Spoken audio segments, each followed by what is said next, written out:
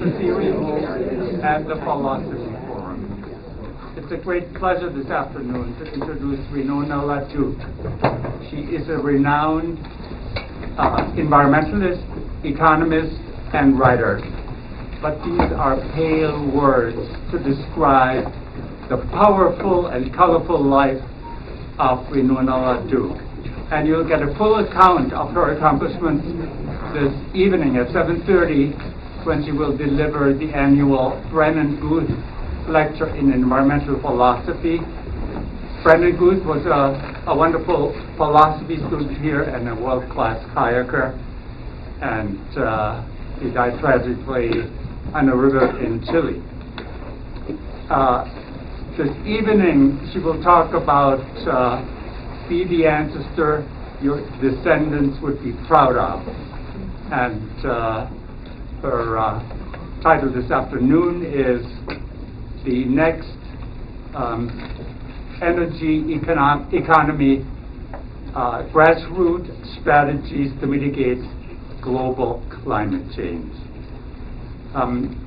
In the Q&A, would you please line up at that mic here? And now please join me in welcoming Winona LaDuke.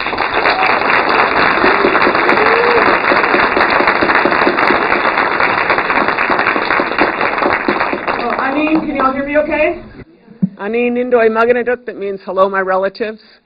Vinesi Kwe Nijinakas, Makwan Dodam, Galvabani Ka, Gish Koniganing, and Dunjavamigwich. Thanks very much for the honor of being here with you. I'm from the White Earth Reservation in northern Minnesota. Y'all know where Minnesota is? Sorry. Flew out of Fargo, which is in itself kind of an amazing feat. In the middle of winter, it's like a little tougher than getting into most parts of Montana, but I'm really honored to be here with you. I'm going to show you a short video about the state of the front lines of energy justice in Minnesota. It's about 5 minutes, I think. And then I'm going to talk about kind of the transition to the next economy. Okay? And so we'll just pray that this all works well. And you notice me taking a deep, deep breath there?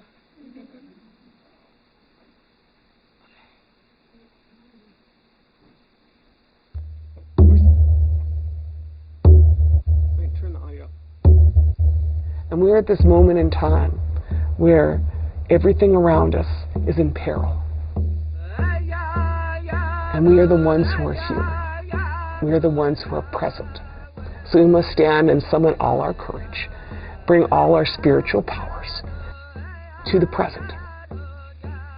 We must bring it not only to the corporate boardrooms and not only to the educational institutions, but to the farms, to the land, and to the front lines.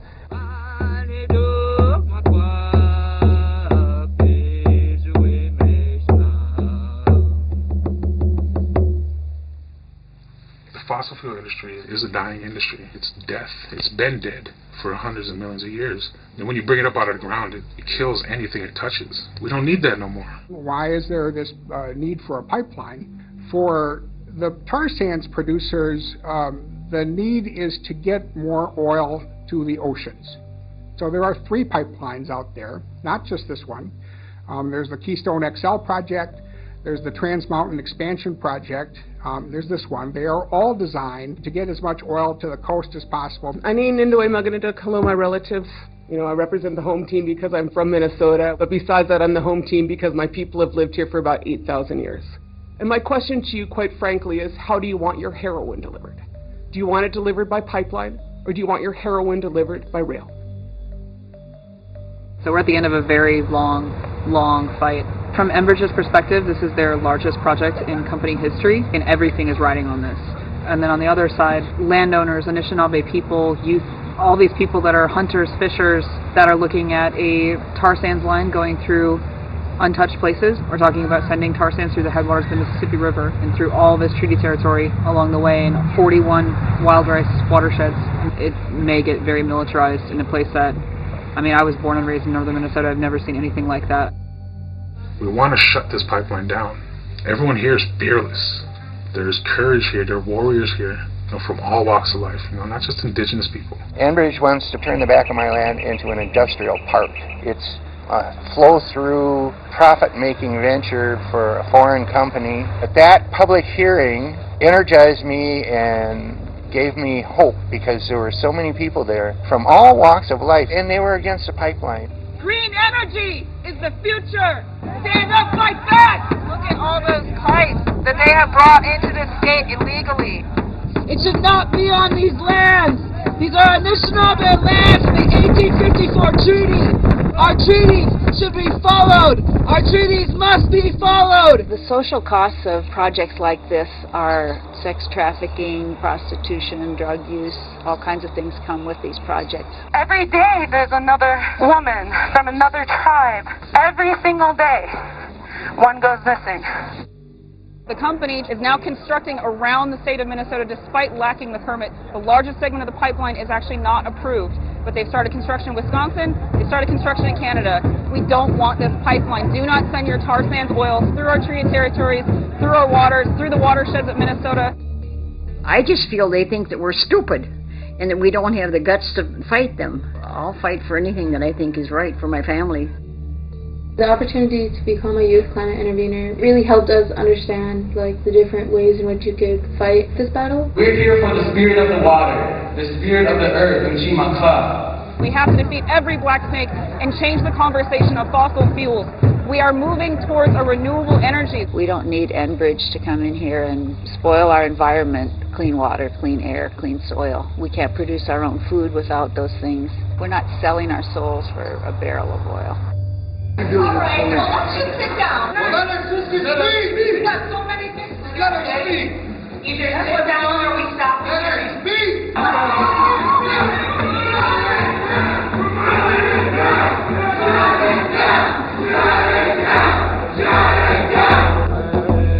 My people dying, suicided, and they lying in the dirt upon the land that my ancestors fought for.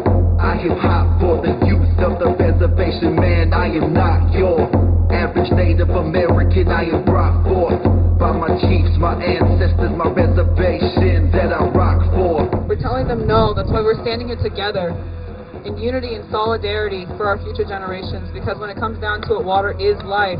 We are fighting for Mother Earth. We are doing it unarmed, peacefully.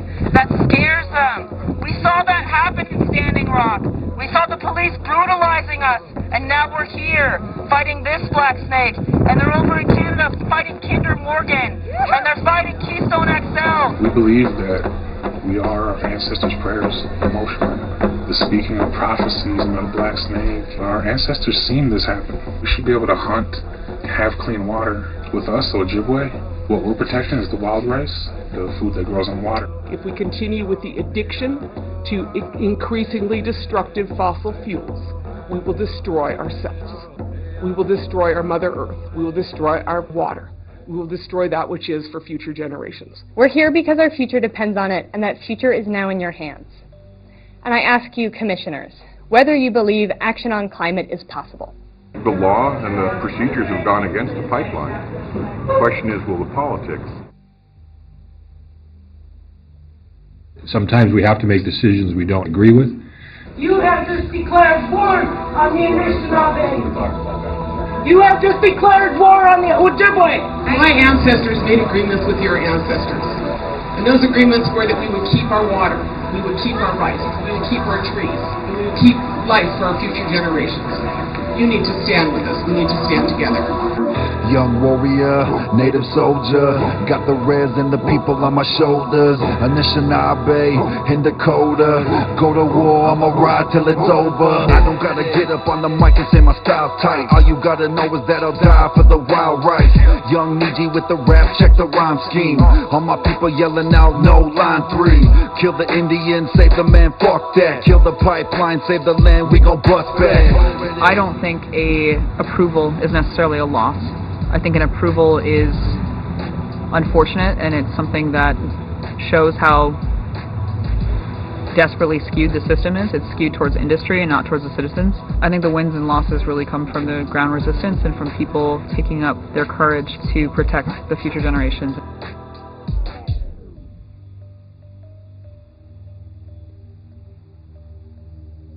The predator economy which surrounds us, full of multinational corporations, many are faceless and many have faces. Their names change each time, but they are monsters in their incarnation.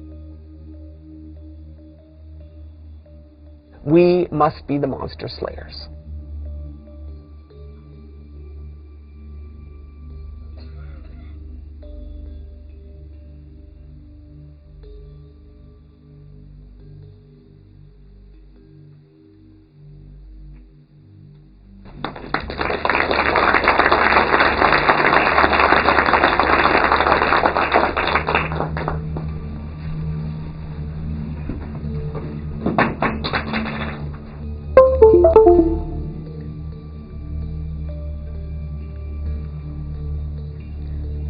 You guys all got to come visit me in Minnesota, is that what you said?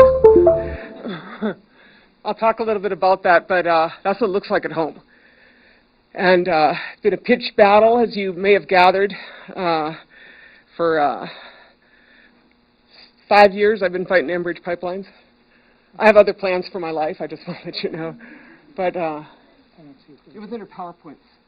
So, Anine, again, thank you for inviting me here to visit with you. I want to talk about this moment in time. In our prophecies, this is called the time of the seventh fire. And as Anishinaabe, we are told we would have a choice between two paths upon which to embark. One would be well-worn, but it would be scorched. And the other would not be well-worn, and it would be green. And it would be our choice upon which path to embark. And so I feel like that's really not just an Anishinaabe moment. That's like this whole country. This world, you got an opportunity to do something. Even the UN says, time to move. You know, so this is a lecture about how you move. This is a water protector, a painting of a water protector. She's in downtown Duluth. I like to talk about this because Montana, like Minnesota, has a lot of missing and murdered Indigenous women. And we're largely invisible in most of our cities. You know, we all come from families where that tragedy has occurred, including my family. You know, including my family. And so Duluth is one of those cities that Indian women disappear. And this woman is not. She's 60 feet tall and 40 feet wide. And she's in downtown Duluth on 2nd Street and 2nd Avenue. And she's a water protector, and that's what I am. I'm a water protector. That's, you know, how I refer to myself in my, you know, in our thinking. But, you know, this moment we're in, this could be a picture of a fire anywhere, right? You know, I've flown into Montana and seen a whole lot of firefighters coming out here. And we all know that this is what is going on in the time of climate change. This is actually out of Fort McMurray, but it could have been easily out of California. The entire West Coast was on fire this year. This is what climate change looks like. This is what climate change looks like. I mean, we always used to have, like, deep polar frost, but it's kind of like, I felt like with Mother Earth, Boozhoo, I felt like that, you know, like, in the old days, I felt like she might say uncle. If you said uncle, she'd let up. And I feel like we violated our deal. And I'm not sure that's going to happen. And so I feel like no time like the present to try to figure out how we're going to survive. You know, and if you're waiting for someone in Washington to do it for you, we're not going to make it. You know, so the time is really to do it in our communities and to make those changes in places, you know. So this is a little bit of that story. You know, this is why you need to rebuild grids to be local. Because of the power outages that are just going to increase. And the PG&E fire, the Camp Fire, was actually caused by power lines. You know, we have a D in infrastructure in this country, electrical infrastructure. You know, it's always disappointing because we're a first world country and all. And I feel like first world countries shouldn't have D's in infrastructure, but we do. And the more there's more and more susceptibility, you know, with aging infrastructure in every realm in a time of climate change. And so security for whether it is you know, a reservation, a native nation, or a rural area, any place is going to be predicated on your ability to, like, relocalize much of your food security and your energy security. That's just the reality of climate change. And, you know, I say I grew up. I mean, I did grow up. I'm 60 years old. But you know, in the growing up, there was a lot of emphasis on the economies of scale. This whole discussion of you need it big, it's going to be a lot more efficient. Well, that does not associate any of the diseconomies of scale. Like if you ship stuff really far, what happens? What's the impact of coal strip on the people who live there? You know, Montana is a perfect example. You're like the boiler state, right? You know, and so you know, I think that all of those, you know, teachings of the dominant paradigm need to be challenged because they're wrong. this is some of the, the different impacts, and I mean, these are just a bunch of graphs, basically, of, what you get from the graphs, I would assume, is that things are not getting better. Y'all got that picture? And so to me, being someone who, I consider myself very conservative, and that I don't want to do dumb stuff, so I want to take the opportunity now to begin transitioning. I am like the rest of you. I've spent my entire life in the fossil fuel economy. I've had a good time. Did y'all have a good time? It's been a blast. I mean, I've, flown around. I flew over here. I, get my flowers from Colombia some days, second or third day in. You know exactly what I'm saying. You get like that kiwi I was talking about earlier, about that avocado, and sometimes I just like to drink that Fiji water, just to get something that's from 8,000 miles away. Because it's like, wow, I feel like I need some water that's 8,000 miles away. What I'm saying is that we have created this whole system that is predicated on a huge amount of fossil fuels. And basically we're in this moment in time, which we all know we're in. You can have a good case of denial about it, but denial's not going to change the situation we're in. And in the moment we're in, I feel like I'd kind of like a graceful transition out of the fossil fuel era. I don't want to crash and burn my way out without a single damn choice. I want to make the plans now to make a transition for my community, and I think all of us should be making those transitions for all of our communities, because this is the time to do that. And so you look at the extractive economy. I mean, Montana is not much different than other places in that it's called the energy return on investment, not working out. We're at the bottom of the barrel.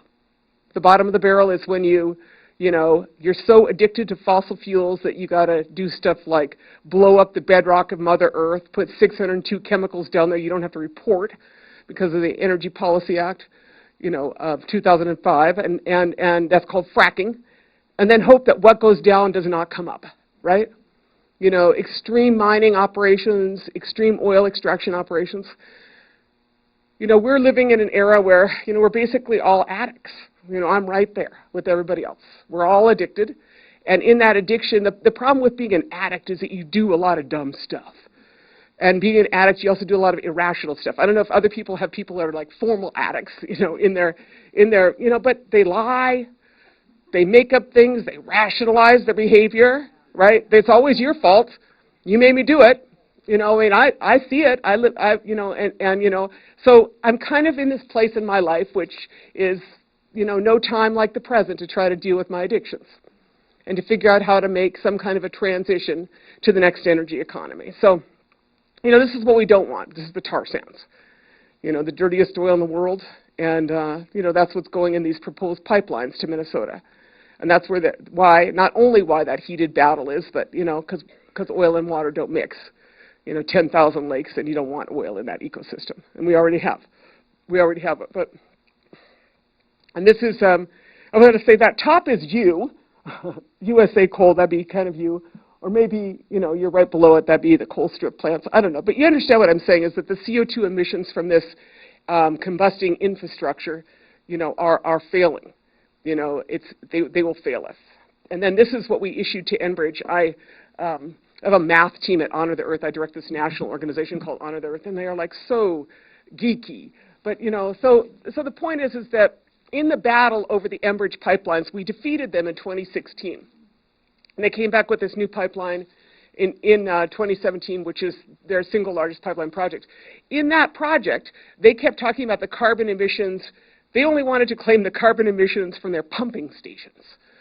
They said that, the carbon impact of a tar sands pipeline is the impact of our pumping stations. And we're like, no, how about the barrels per oil? And then how much does it cost to take those out?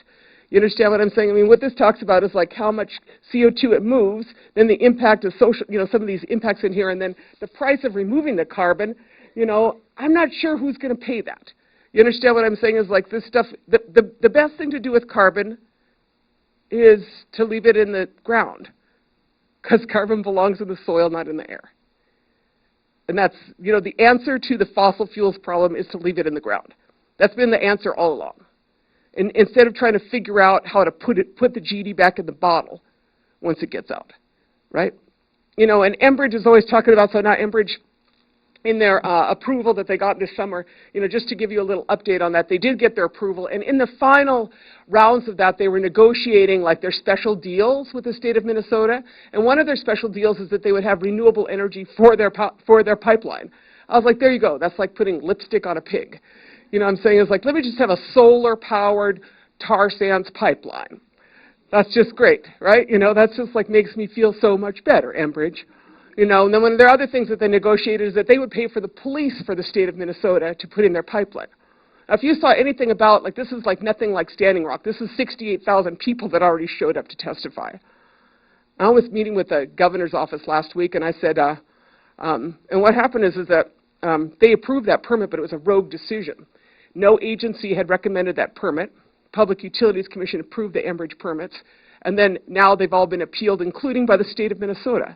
The state of Minnesota last week appealed the certificate of need, which means, you know, so I was talking to the governor's office, and they're like, I said, you want to figure out how to stop that pipeline before it gets out there. I said, you know, because it's not just going to be Indian people you're going to be arresting and shooting at.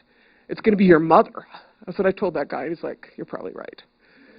You're probably right. The opposition to this pipeline is all colors of people. So, you know, this here, I'm talking about the price. You know, these are the kinds of things that, you know, you need to look at in terms of the larger economic analysis. And then this here is a little bit about the end of the tar sands pipeline boom. I'm going to get over the depressing part of my speech shortly.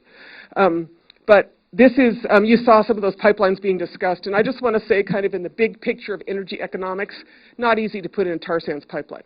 Not that I feel sorry for them, but 2 years ago there was 5 pipelines proposed, 5 tar sands pipelines. And what you have is Canada, as you know, just north of you, Alberta, with no plan B.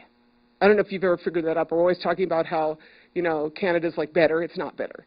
Canada's worse, because they have like no plan. Their entire plan for their economy is to keep extracting stuff and moving it into markets. 70% of the world's mining corporations are Canadian. There you go. You know, they are like all over Central America causing human rights violations, all over Africa causing human rights violations, and similarly, you know, their plan basically to finance their economy is they're a petrostate. And this is their plan. And so it's landlocked oil. They're trying to get it to markets. And they will do just about anything to get it to a market. I mean, that's clear. And so they have these 5 pipeline proposals. And 2 years ago, the first one is called Energy East, which is the one that goes the furthest across. Does this have that, like, pointer thingy? I don't know how to work that pointer thingy anyway. So anyway, that one that goes this way, that was Energy East. Second pipeline was called the Northern Gateway and Enbridge Pipeline. Going to Kitimat, that purple one. Third one is the blue one that is called the Trans Mountain Pipeline. Fourth one is called Keystone XL, right? Fifth one is called Line 3, Enbridge's Line 3. Y'all got that? Just like a little, just in case, so you can rattle this off at the trivia contest down there at Flippers or whatever. Okay. I will win a pipeline trivia contest. So it's like we wanted to have this in Minnesota. We're like, yeah. Anyway, so having said that, Energy East never got approval by the National Energy Board of Canada. Northern Gateway, pushed really hard by Enbridge, did not get approval by the National Energy Board of Canada. 2 down, right? Leaving 3 pipelines. If anybody's been watching pipeline politics, the third pipeline, known as Trans Mountain, in I think it was August, the company Kinder Morgan, a Texas-based company, was like, you know, you got thousands of people in the streets. We just saw Standing Rock. You're arresting people. We don't feel comfortable about this, which is kind of surprising for an oil-based industry. They're like, you know, you should sort it out up there in Canada. Pretty much they said something like that. And then what happened is that the Premier Trudeau, purchased that pipeline for $4.9 billion, nationalized it, right? And then the next day, the Canadian Court of Appeals ruled that, in fact, all of the permits were null and void on that pipeline because they had not consulted the First Nations. And so they canceled all the permits. So now Premier Trudeau, they should just call that Trudeau West, that pipeline. It's like everybody is furious in Canada over it because he spent $4.9 billion on a pipeline that is going to cause, just huge civil unrest and is unlikely to get put in. So that's, where did I get to? 3 pipelines down, right? Y'all follow me on this? 4th pipeline, Keystone. Remember that one? The Montana court just ruled on that one, right?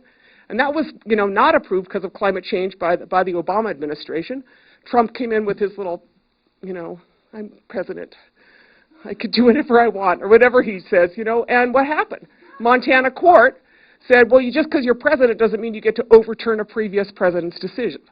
You need to give a reason why you did that. You can't just like go in there and, you know, did climate change, did the conditions change?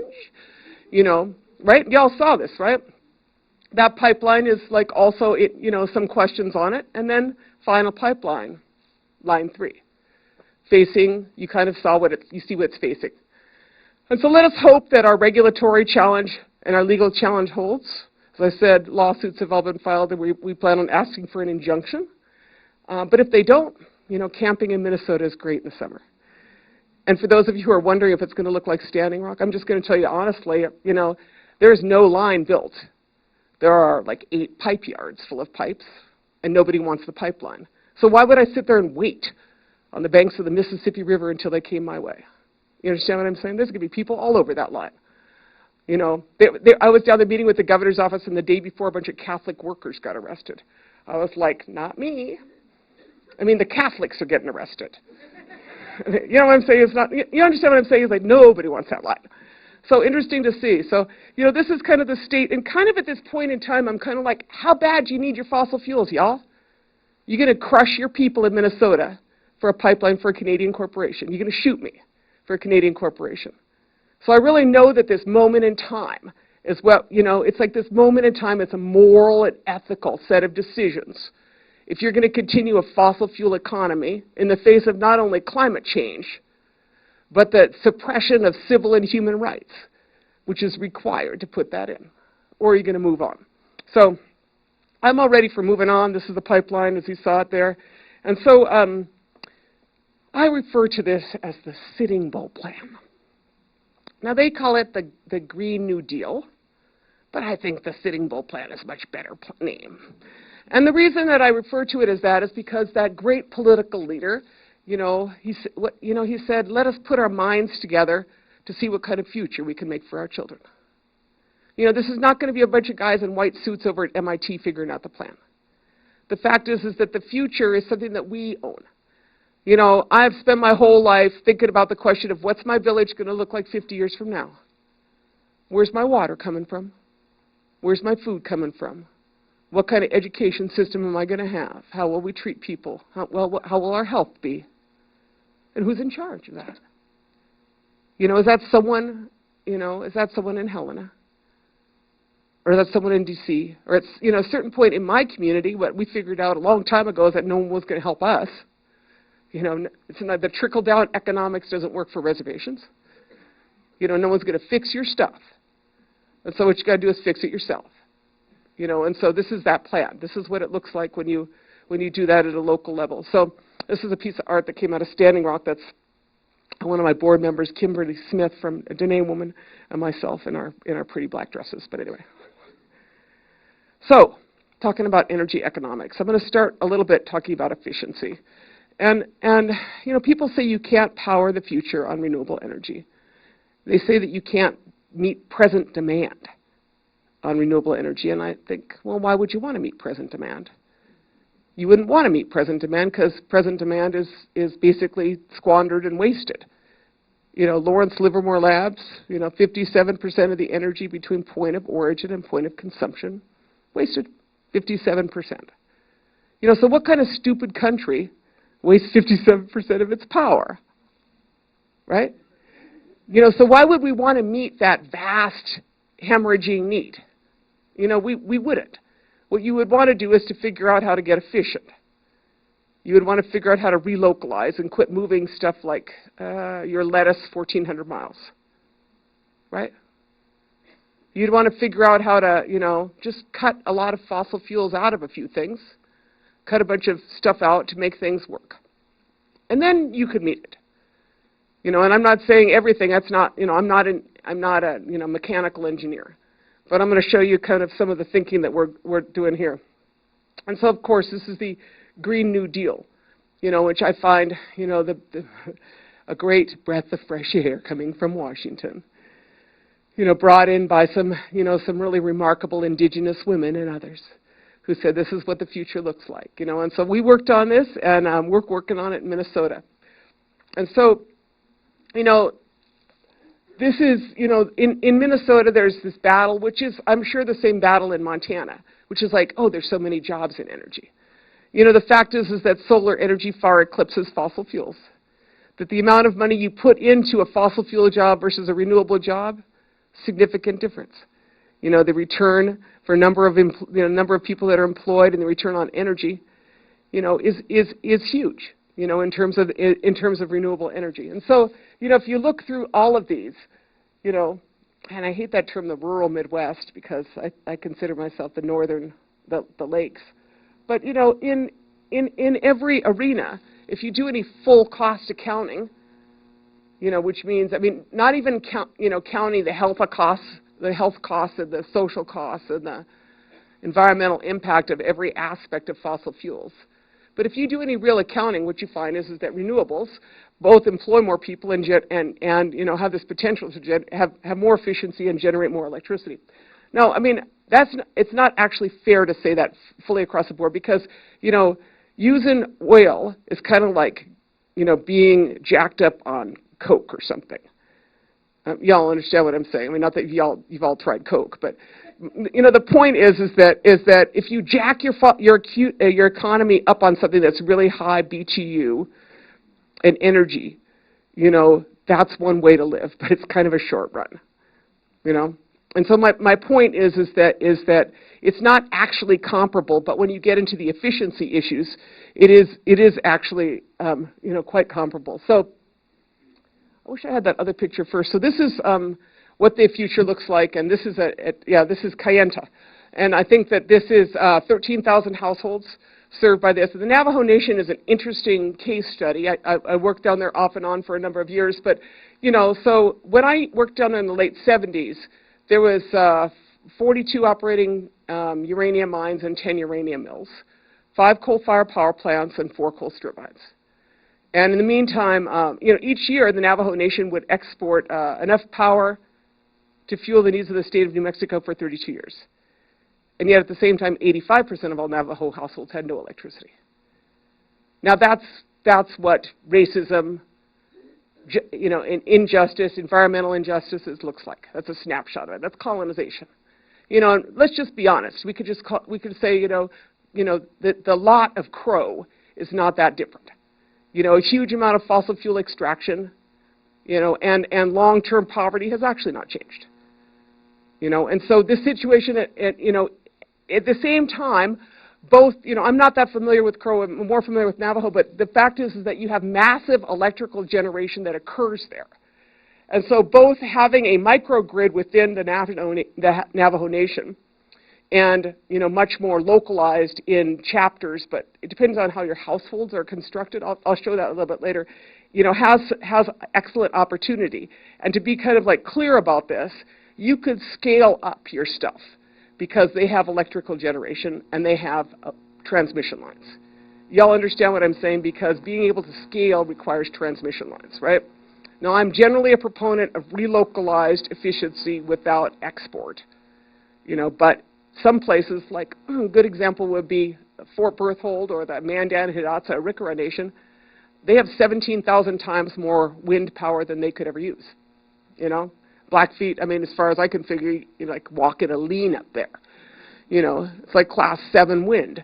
You know, this whole area, you know, you understand what I'm saying is like huge potential.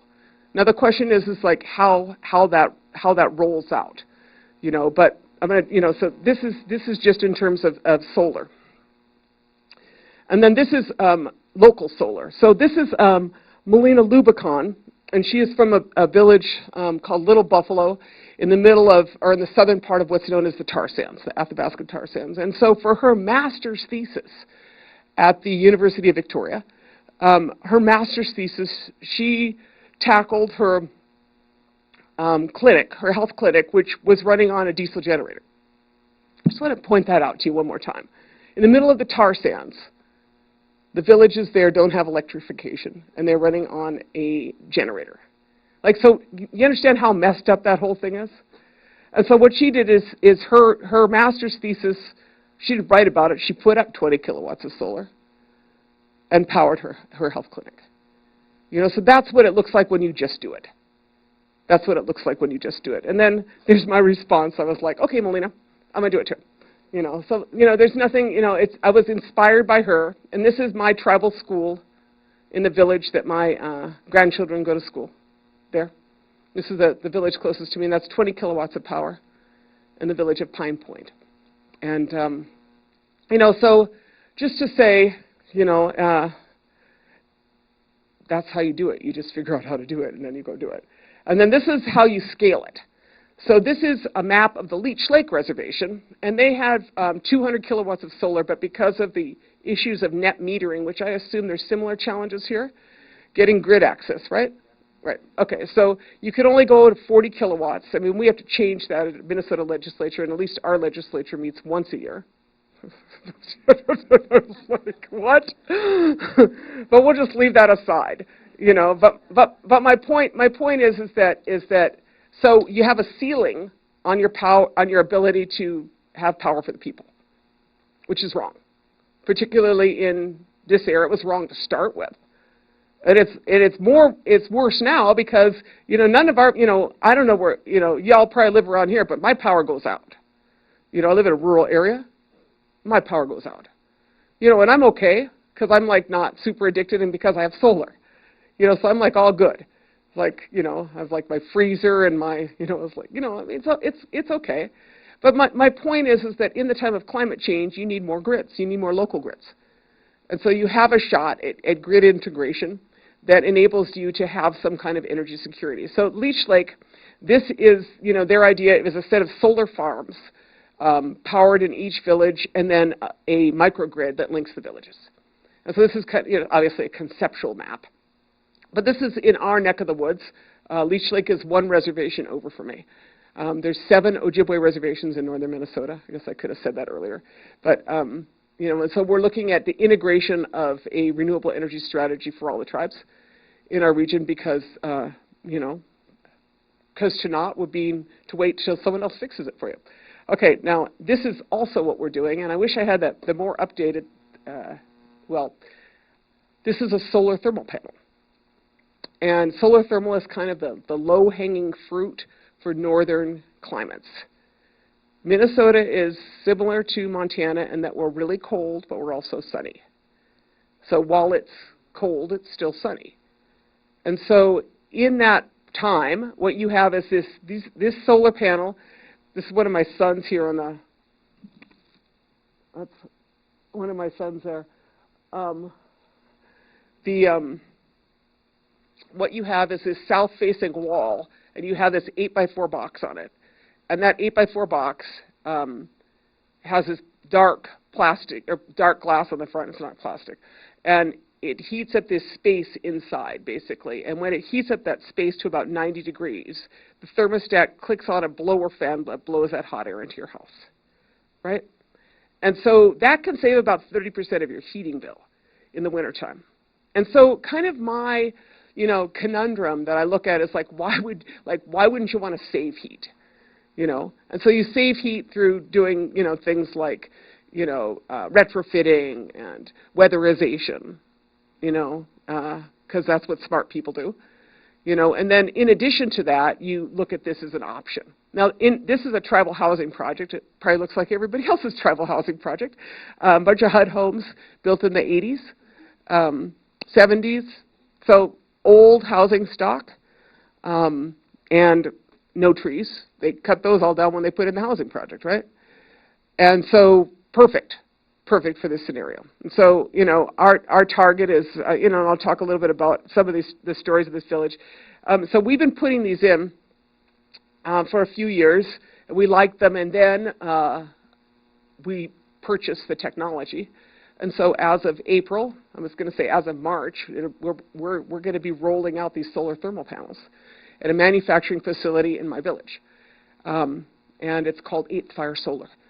And they're going to be available nationally, and I'm excited about it. And it's, state-of-the-art SRCC certified.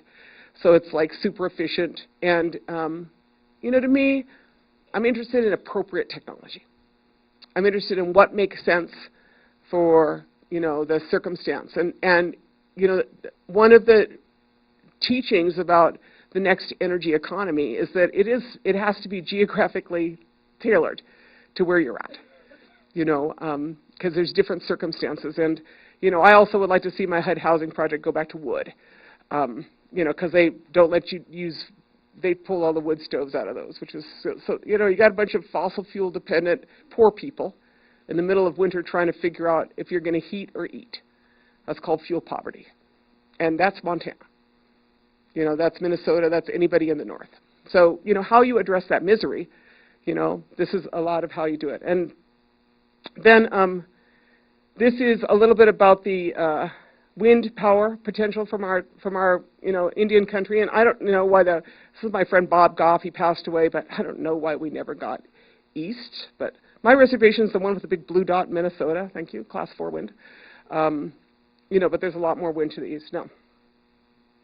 Now, what I want to talk about is the intersection between this wind power and the rails. Okay, now I was, spent this morning doing some more research on it, but there's this proposal called to electrify the rails. And when you electrify the rails, aside from just electrifying the rails, in addition to run those, to use that as corridors through which to transmit your power. In other words, if you look at, a lot of these areas, particularly, almost every tribe let's just be honest, the railway was not something that was great for tribes.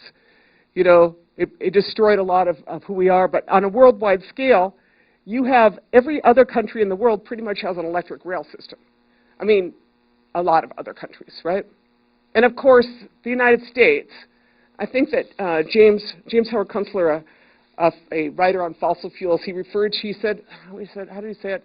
We have a rail system that will be an embarrassment to Bulgaria, right? Everybody here knows that. Now, I'm just gonna be honest. Like, if I could take a train to Minneapolis or a train to Duluth, I would. I don't really like white knuckling it. I don't think a lot of people do it. And if anybody has traveled internationally, the rail's a pretty good gig. It's not a particularly good gig in this country because, one, it's like super decrepit, and a lot of it needs infrastructure repair, and two, it's not, there's not enough of it. But the intention that they have in this solutionary, this is Caltrans, and they received $637 million to build, to electrify a lot of the Caltrain. And in that, the proposal is to do this. Of course, this is kind of idealistic, but, with everybody's all happy, the buffalo are all happy and everything, I was like, well, probably not. But the point is that the solutionary rail, if you think about the technology, so, a fossil fuel, I got here on a bunch of fossil fuels, but the truck I drive, or the car I drive, it turns out is, 16% efficient. A combustion engine is about 16% efficient because the gas goes in, and then even in the case of the rail, 30% of the fuel makes it actually to the wheels. The rest of it is cut up in the engine and in every part that moves. But an electric engine is 65% efficient because you miss half of the stuff in there and you directly drive to your wheels. So for instance, in the electric engine, 95% of the electricity in a rail would go directly to the wheels.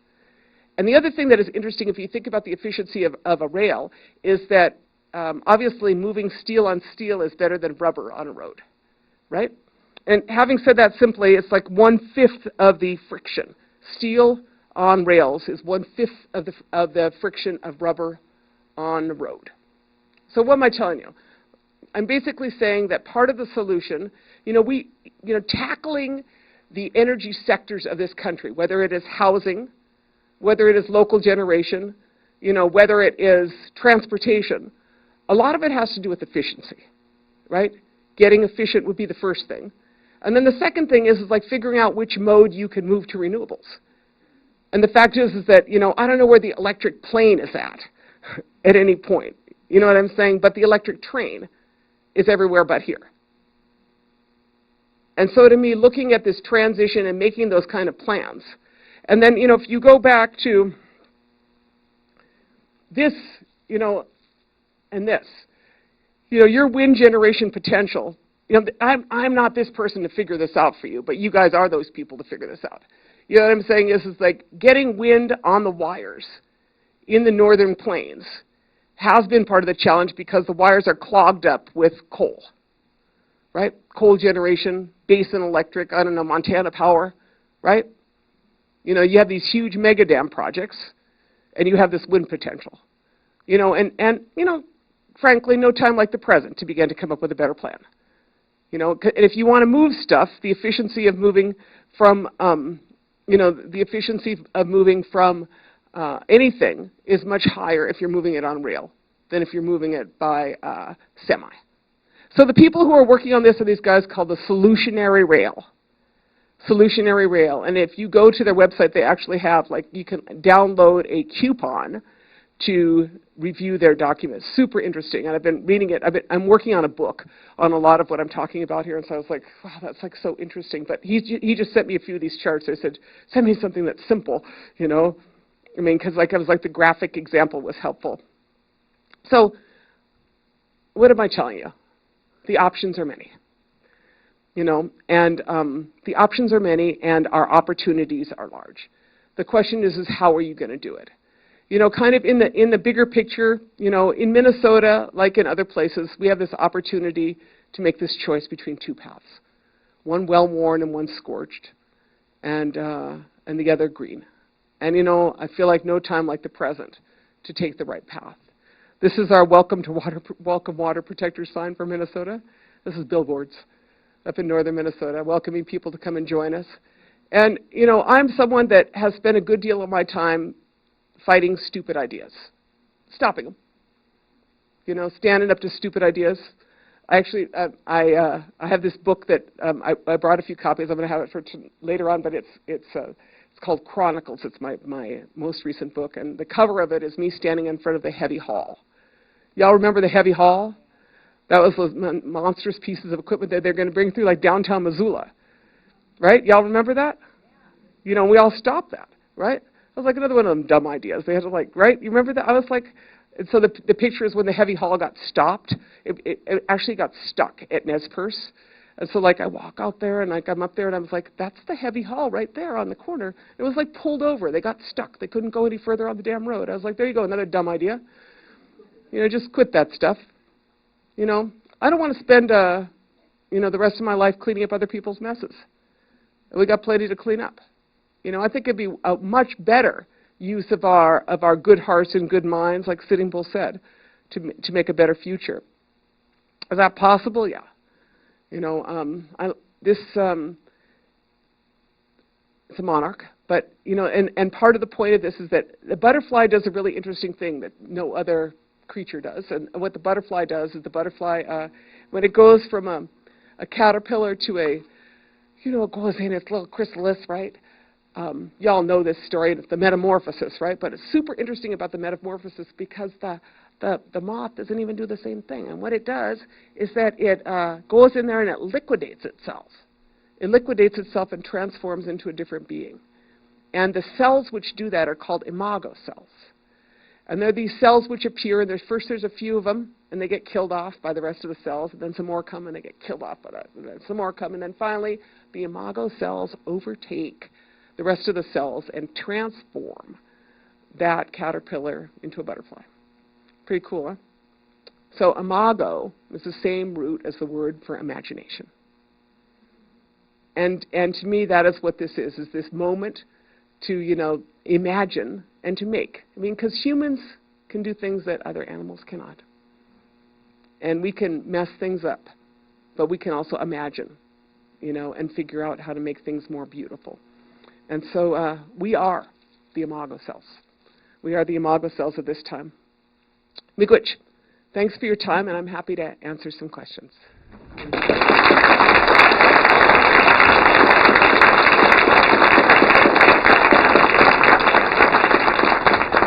I have no idea how long I talked either. Is there like time for questions? Did I do really good? Do you want me to do it again? Oh. No, I was like all worried because everybody said, well, let's save us a bunch of time for questions. So anyway, I can you know, go back through some of them. But do y'all have some questions for me? Yes. I was struck by your comment of profoundly stupid ideas. There is one currently in the Montana legislature. You mentioned coal strip. I don't know if people know this. The Senate, Montana Senate, just passed a bill that's now going to the House that would allow the Northwestern Energy. We don't have Montana Power anymore. That's a long story. They bankrupted themselves. But the Northwestern Energy, the bill would allow Northwestern Energy to buy the coal strip power plants, all of them, for $1. I'm not sure who's selling it, but it's mostly owned by West Coast Utilities. But the big thing is this legislation would prevent the Public Service Commission and allow Northwestern Energy to charge whatever they want without oversight or out any comment to fix coal strip. And the first 2 units of coal strip are 40 years old, 10 years past their life. The 2 big units are 30 years old, which is their life. And for the cost of rebuilding the boilers and the turbines, you could put a solar collector on every structure, one of your heating units, on every structure in the state of Montana for rounding error in the cost of building that power plant. And so call the legislature, number one. And number two, the question is we've got to get control of somehow the choices for how we spend public money. I mean, we're going to spend $2.5 billion fixing coal strip, but we don't have any option to spend $2.5 billion doing something sensible. And that seems to be, and it's all our money. And any advice on how to take control of those choices other than throwing out the legislature? Please do that. Yeah. I mean, yeah, you're absolutely right. And you're seeing, this is the end of the fossil fuel era, and these guys are hanging on, as much as they can. And I keep saying, people say, well, we need transition time. I was like, no, we just need to move on. I've heard every rationalization out there, on this. And I'm like, I always say that, we didn't leave the Stone Age because we ran out of rocks. You know what I mean? Time to move on. Right? And so, I think you just got to keep, you could even push on the economics of it. I mean, for those of you who watch this kind of nationally, I mean, the Navajo Nation in a similar situation, buying coal-fired generators and coal strip mines using, their last bit, because 85% of Navajo general fund comes from fossil fuels. And so, I keep going, no, time to move on. And Montana, it's the same thing. I mean, you have, I don't know what I know that your wind potential is great. And so there is no time like the present to begin that transition. And I think just the liability issues. I mean, a lot of our battle in Minnesota is over the liability issues and the accountability issues because, as you said, Montana Power went bankrupt. I mean, PG&E is declaring bankruptcy, the guys from the Camp Fire. I mean, corporations come and go, have identity crises as they, morph. They're viewed as natural persons under the law. And I feel like if a corporation is a natural person, they're probably not only psychotic, but they have a multiple personality disorder. They'd be viewed incompetent to represent themselves, right? So, right, you know what I'm saying? It's like, you got to keep pushing on the liability. In Minnesota, we're doing a lot of work on the liability of it because, Minnesota's being held liable for, we're liable for tens of thousands, well, in Minnesota, there's a set of old pipelines. It's like, that corporation's going to go bankrupt. Enbridge's shares are not good. There's $6 billion of if they have one spill. I mean, you understand what I'm saying. So I think that if you do some really pushing on the economics of it, that's, I don't know the psychology of Montana. But, so one thing is you say no and you keep fighting them. In my experience, the longer you fight them, the worse it is for them. And a lot of times they go bankrupt or quit. And they never say, when you're fighting a new project, and you fight them for a long time and then they pick up and move, they never say, sorry, you were right. They say it was deemed uneconomical. That's how they refer to it. Then they move on. They don't say, dang, those people were right. And say they abandon the project. So, the longer you battle them, the more expensive it is for them. And then at the same time, I think it's really important to push ahead with the next economy. And, with the huge amount of divestment that is going on, I think it's up to $7 trillion worth of divestment in fossil fuels. And if you look, somebody's else are always divesting. There's a huge amount of divestment because it's a huge risk. Fossil fuels are. And so, the more divestment, then that you replace with the opportunity of investment. And that's the next economy. So thanks for your question. I don't have I have the general approach to that, but, I hope they ain't as dumb as they look. How about that? Other questions? No. Yeah. Oh, is this questions, people? Okay, I got you. So I'll be shorter. Okay, yeah.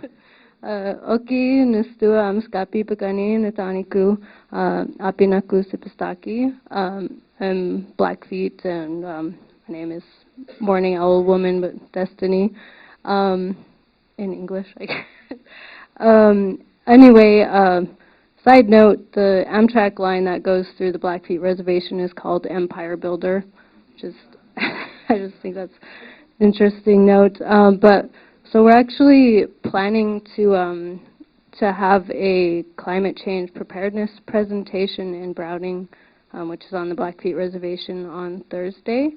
And well, some of the people who will be involved with that will be like tribal officials from different offices, like the environmental office and stuff. There is always the problem of some people more higher up, like council members or things, who are a little more given to corruption or bribery or something, to just say it straightforwardly. But I guess I was wondering if we can get past those, past potential corruption and things like that. Like, what role do you think sovereignty can play in this? In sort of, I feel like maybe it's a tool, a special tool that tribes have that they can use to make a better impact on this. Yeah, no, it's a good. I mean, I think that first of all, just kind of keep going with them.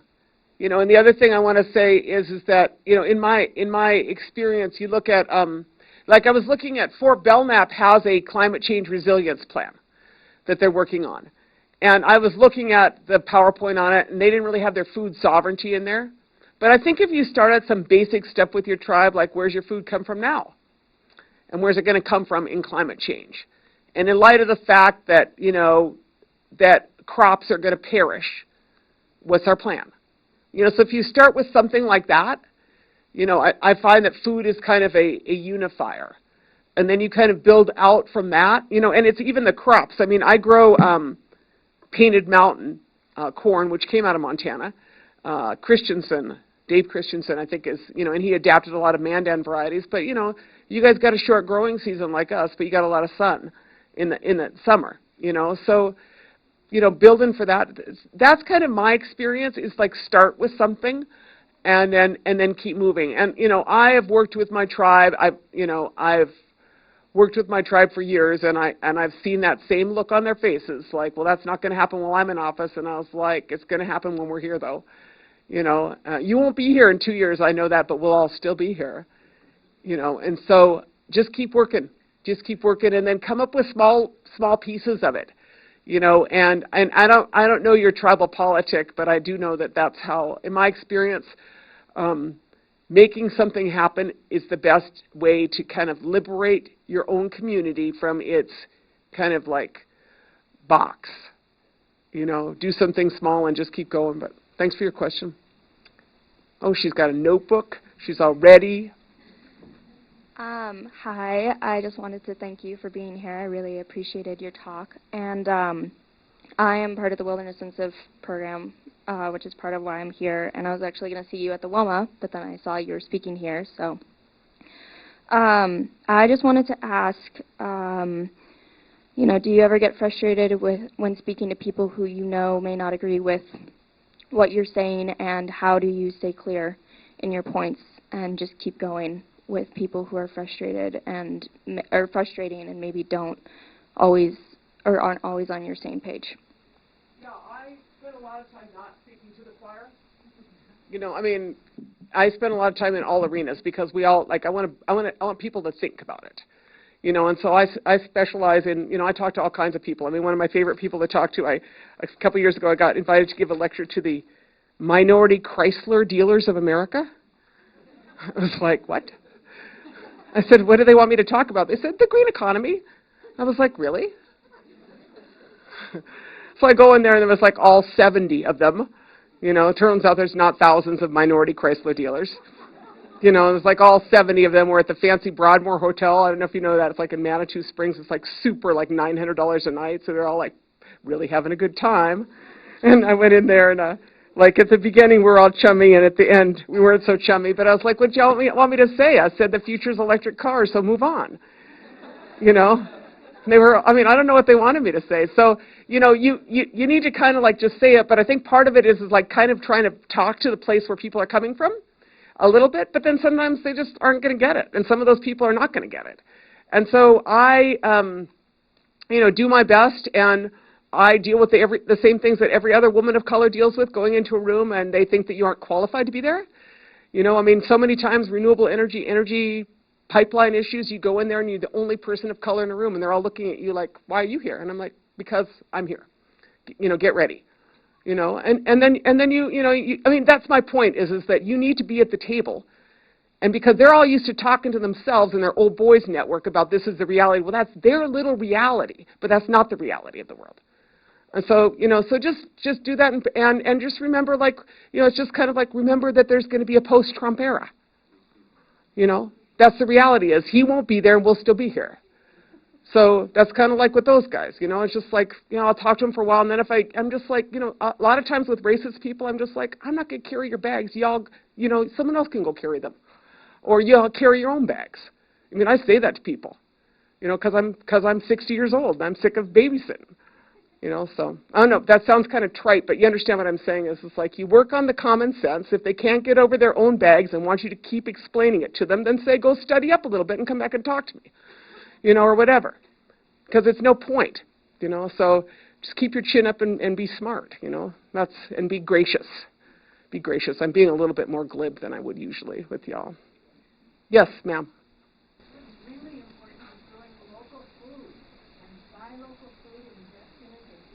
No, that's right, exactly. Local food is, a good portion of our carbon impact is from food.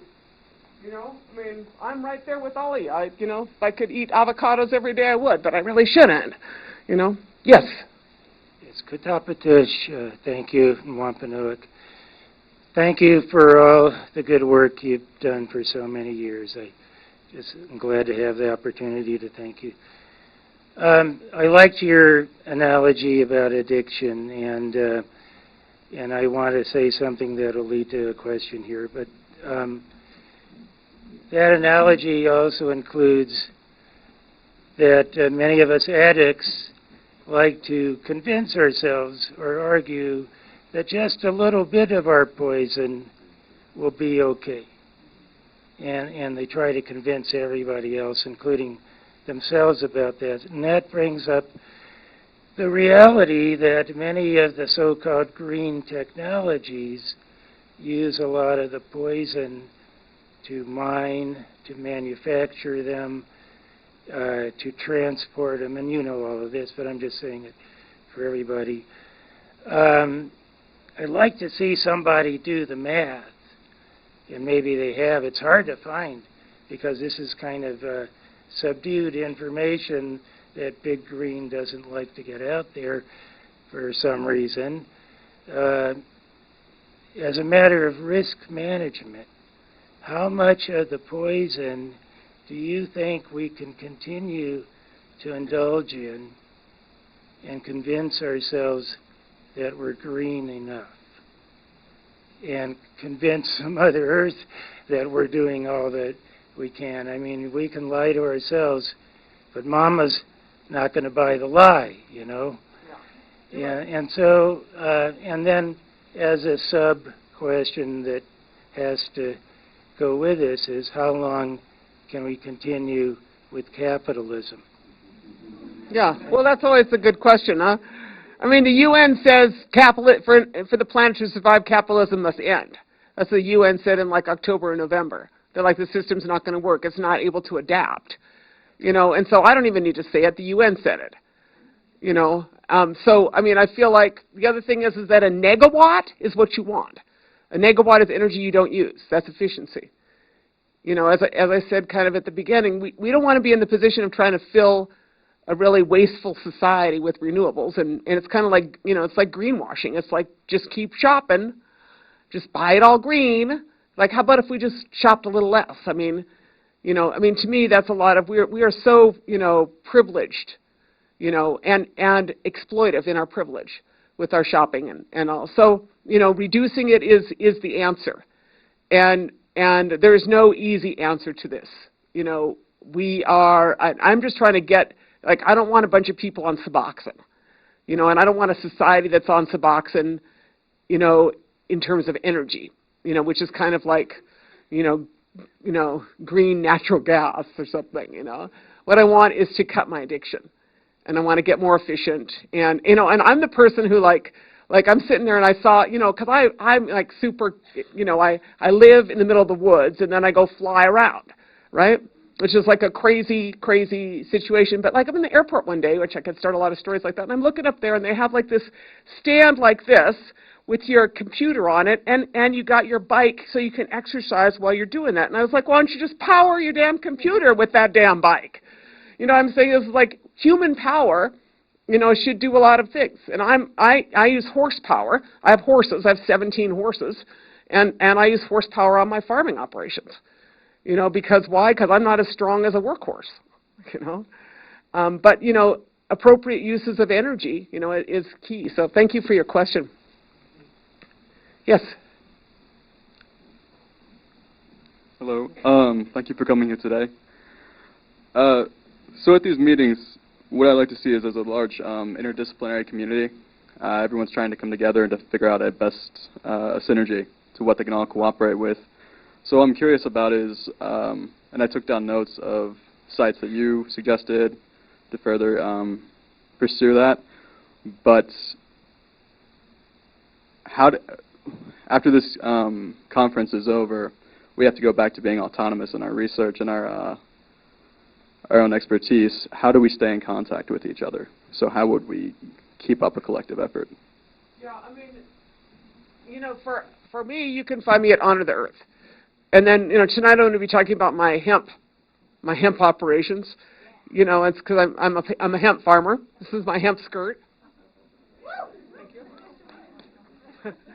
I'm a fiber hemp grower, but, having said that, you can, look those things up, but there's, Paul Hawkins' most recent book, or I think he put together, called Drawdown.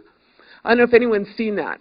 Like, those guys, that guy's a pretty smart guy. I like reading his stuff, but it's like it's examples of communities addressing climate change through a whole bunch of different, innovative strategies. And so, I'm talking about my community's example and some broader pictures.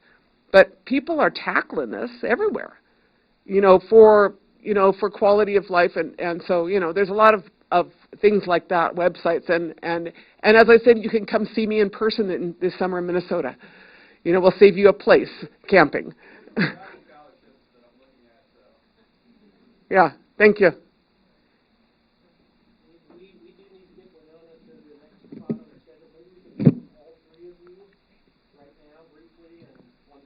Perfect. Thank you. I'll try to be short in my answers, too. Thank you. Yes? This will be really short answer. Thank you, Winona, for your hard work and inspiring and effective work, including running for office. I think you inspired a lot of people to run for office, and we're all very grateful for that. Some of your presentation I thought would be very useful in an exhibit we're going to have here on campus soon. Every year we have something called the Tunnel of Oppression here in this building. It's an attempt to help people understand a little bit of what it feels like to be oppressed in various ways. And this year, part of the Tunnel of Oppression is going to be on environmental injustice, the fact that the richest parts of society generate most of the carbon emissions and most of the waste, and that disproportionately impacts the poorest and also future generations. So we're going to have this environmental injustice exhibit in the Tunnel of Oppression, and that's March 11th through 13th here over in the ballroom over here. So I hope you'll come and see it. I thought some of your presentation would be really useful posters and things to put in that exhibit. Are they available on your website? Well, they're on your computer. They're on your computer. Okay, I will see if I can talk these people and let him make a copy off of that. Yeah, I mean, some of them, some of them are probably on our website at Honor the Earth, and then some of them I just pulled them off of the Solutionary Rail. I had them send me some of those, because I was like, yeah, how many trains are there around the world that are like that? I mean, just the idea that we're so far behind is, I think, really important, because we always think we're like number 1. We're actually, no, we're like number 12, I mean, we're not that smart collectively. So we have your permission to use those yes, in the exhibit. anything I got, you're welcome to. I mean, there's no time to hoard good ideas, right? Just might as well just try to get them out there. Yes, plaid jacket guy. Hi. Hi. Recently, in the state of Montana, the Montana ACLU launched a lawsuit against the FBI to compel them to release documents pertaining to their interactions with private security companies and the fossil fuel industry. They were meeting regularly throughout the state of Montana to coordinate reactions to anticipated resistance to Keystone XL. And I'm wondering if you could comment briefly on, one, your experiences with private security contractors at places like Bayou Bridge or White Pine or Dakota Access, and then two, how does the collusion between BIA, FBI, other state agencies, private security, and the fossil fuel industry impact your strategies for addressing these problems? No, that's a really good question, and this, I mean, it's like a huge problem. I'm a veteran of Standing Rock. I was not shot, I was not tear gassed, and I was not, I didn't get put in a strip searched and stuck in a dog kennel. My family was. I have a lot of PTSD over it all. And my first round with Enbridge when they came back was, resulted in, it was kind of like an epic moment where they tried to arrest me for asking them. And then a couple big Indian chicks grabbed my arms and like, she's not going anywhere. So that was the end of that one. And so, in Minnesota, deeply concerned, it's called the Fusion Center. And they're planning on the Line 3 resistance. And they went out there and talked to a bunch of sheriffs and tried to brief them. And so I called my sheriff, and I was like, I got a couple of speeding tickets. I'm a water protector, and y'all let Enbridge brief you on me. I lived here almost my whole life. I'm a water protector. Y'all want to come, so the sheriff was like, kind of hung his head. I was like, no. And so, a lot of that, we are ramping up for their ramping up. A bunch of us got arrested this summer, a bunch of church people. And as I said, Enbridge plans on paying the police bills for the state of Minnesota. So I'm like, when you let a multinational corporation from Canada pay for your police, that's like a super interesting question of social and civil society. So I don't know. I mean, but it's, I don't know, they're going to have a really hard time putting that line in, and I'm just trying to stop them from causing a civil war in northern Minnesota. I mean, try to imagine 300 miles of pipe that no one wants. Half of it's on public lands, and who's the public? You can camp on public lands for 14 days without a permit. Everybody can camp in Minnesota. Camping's great. I mean, what I'm saying is like, really, really. So that's what we're doing, and we're trying to avert it. But it is wrong. And as I was sitting there in the governor's office, some Catholics got arrested. That's what I was saying, for turning off the valves. I was like, y'all think I'm your problem. I'm not your problem. It's the 68,000 other pissed off people that are your problem. And so we'll see. I'm praying for the best, but I don't think I think that my rights should supersede the rights of a corporation. That's fundamentally some of these issues of what happens when you're an addict.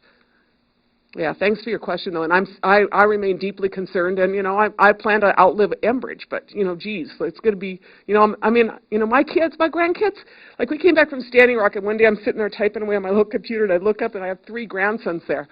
They all call me Granny because they don't have grannies, most of these guys. And so I look up, and they're like, "Look, Granny, we're the water protectors," and I'm like, "Look," and one of them has on a bandana, the second one has on like this helmet that I had from Standing Rock, so I wouldn't, it was a snowmobile helmet, so I wouldn't get knocked in the head with a rubber bullet, right? Or so, you know what I'm saying? So it's like, that's my water, and then the third one has on a gas mask, which is apparently a standard issue in my house.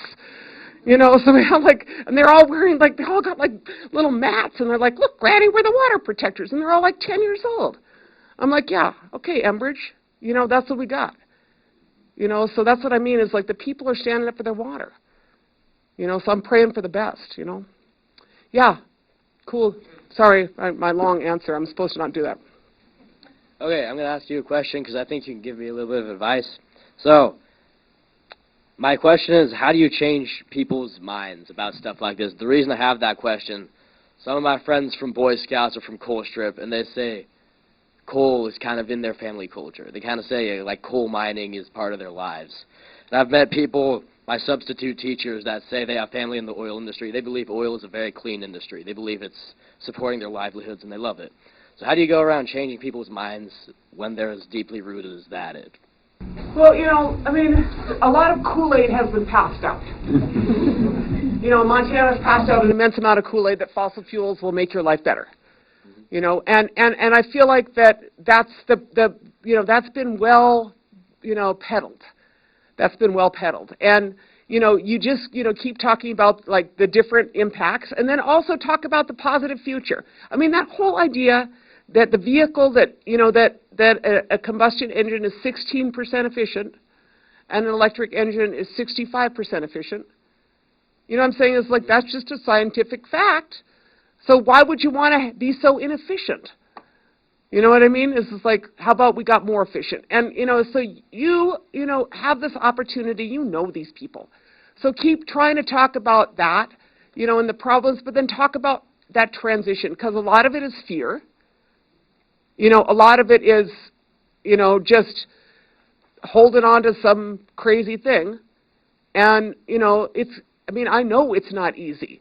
I mean, because I deal with people like you. I mean, and you should keep talking to them, because as I remarked to the other young woman, I can go so far, and then I'm kind of like, there's plenty of facts, and plenty of opportunities. All right. If I could have a brief follow-up. Have you had any successes, like absolute successes, changing people's minds about this type of stuff? Oh, yeah. Yes? Yeah. Okay. I mean, I'm just looking at, I'm just watching the dynamic in Minnesota. I'm watching it in Minnesota. But Minnesota doesn't have a lot of fossil fuels. It's got a lot of pipeline liability.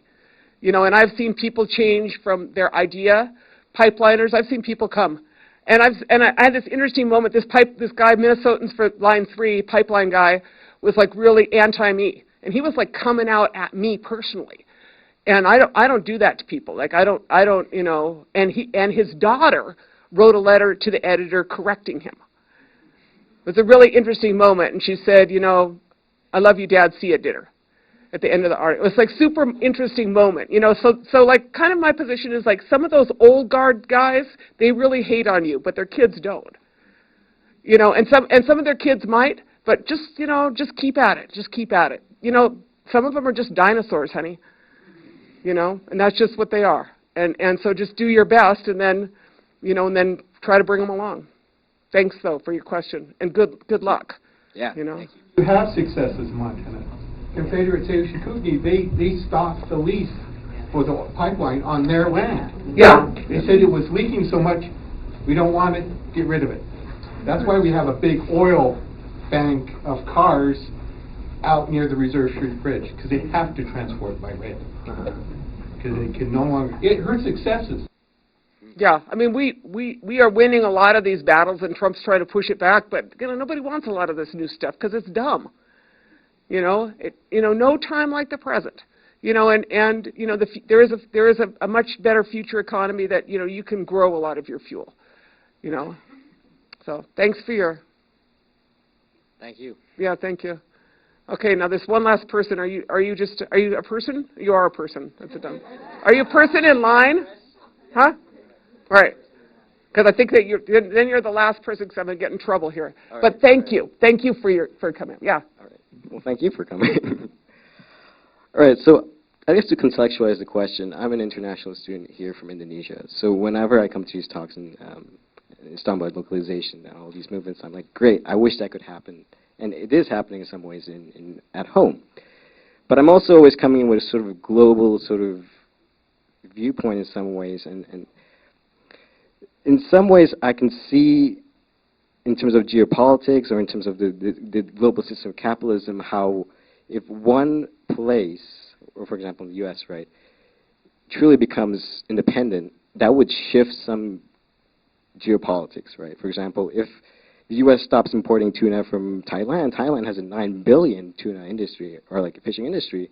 That would definitely affect their economy, cascade effect. That's to, really the question is, and are there some global concerns that we should be tracking with and should locally act on, in addition to sort of, say, strengthening local sort of sufficiency? Well, I mean, I think that, food and energy are two of the most basics, right? Is that what you're asking me, is like, what should you look at relocalizing? Well, okay, so are there global concerns that we should also be tracking while we're relocalizing? Global what? Concerns. Concerns that we should be tracking while we're relocalizing? Yes. I mean, you need a transition plan. But a lot of these transitions are, it's who's in charge of the change. Change is inevitable. It's a question of who controls the change. And by and large, change is now controlled by a bunch of multinational corporations who are larger than countries. Walmart's bigger than Ireland or Israel in terms of its GNP. And so corporations should not make those choices for us. But a perfect example is the textile industry. We used to make stuff in this country, and now it's all made in China, or India, right? And so that happened in the 90s, and so I'm just saying we bring that back over here. And then you have some different, and then the other thing is that in the global market is predicated on access to cheap fossil fuels. That's how everything gets shipped around. When the price of fossil fuels starts going up in any realm, that's not such a great deal. So to me, you look at these big pieces, but also you look at the bigger picture, which is you want to survive or you want to bake. And to me, I mean, you guys got like 1,000 islands over there, right? Yeah, and we're going to drown in 200 years if nothing happens. Right. I mean, yeah, y'all want to probably, we all want to work together on this one, and the other, so, all of these, many of these islands, states, nations are facing, drowning, right? And then the other side is that a lot of these places in the world that are now relying on big international trade, that is at the expense of their local economy. Right, exactly.